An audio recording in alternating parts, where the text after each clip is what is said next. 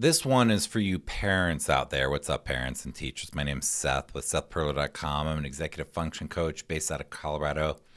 I help struggling students navigate this thing called education so they can have a fantastic life. But when kids struggle with executive function, it gets in the way of their opportunities and possibilities and choices in life, literally. Anyhow, parents, I want to tell you about a saying in the teacher world. In the teacher world, there is a saying, a quote, catch 'em being good. Catch 'em being good. What in the world does that mean? Catch 'em being good.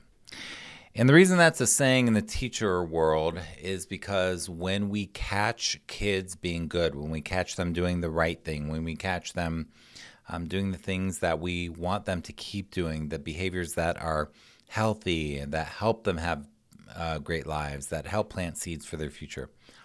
When we catch them being good, what we're doing as educators, as teachers, what we're really doing is called building healthy and securely attached relationships.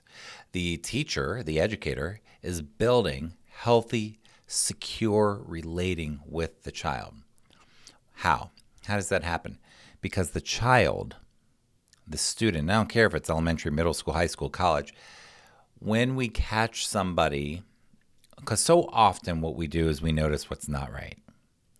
We notice what they did wrong, so to speak. I hate to use that word, that language, but because right and wrong is very subjective. But essentially, what we often do is notice the things we don't like and point that out to our kids, the negative things, right? So the way that this is healthy and secure attachment, though, is that when we catch them being good, we see them. They feel, or hopefully a human being will feel seen. They'll feel like the person understands them, that they get them, that they see their effort, that they see that they're trying. They're noticed. They're validated. It's very powerful. And again, what we so often do is we focus on the negative.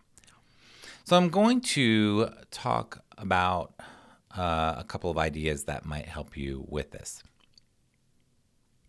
In order to catch them being good, parents, in order to catch your child being good, verbally notice what you want them to continue. So when they do something, even if it's tiny, when they do something that you appreciate, that you notice that they've done well or done right, or however you frame it, verbally tell them, hey, that was really cool. You're just nice to your sister. I appreciate that.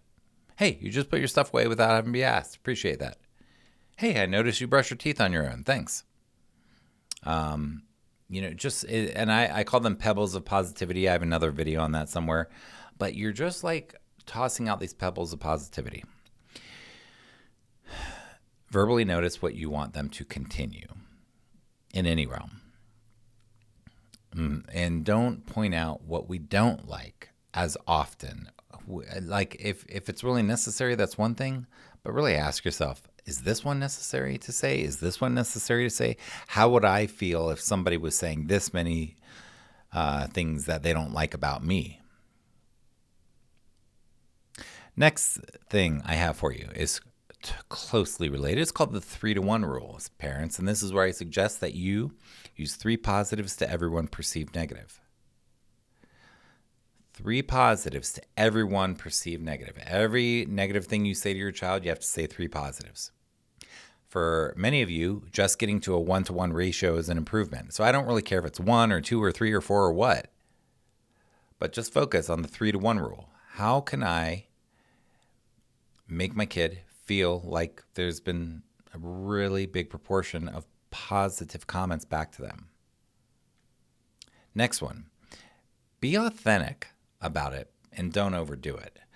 So you don't want to, you're saying things that are real compliments, real authentic things. You're really noticing things that you want to continue. It's not fluff, it's real. You're actually, even if it's small, it doesn't matter. I sometimes literally will be like, oh, you put your name on your paper, cool. Like it can be as small as that, but it has to be real. And then the final one, catch them being good.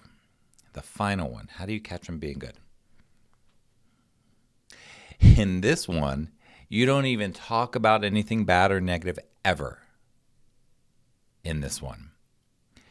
plan fun with your child. Play with your child. Enjoy being with your child. Have fun. Have fun. Have fun. Just go do something fun. Don't and you might have this huge urge when you notice something that's off to say, "Oh, you got to do this. You got to do that. Don't for a while you're having fun with them, don't say any of it. Let it all go. Unless it's a danger or a safety issue, really try to let it go. And when you're having fun, be present fully for connecting with your child in a fun way. That's all I got for you.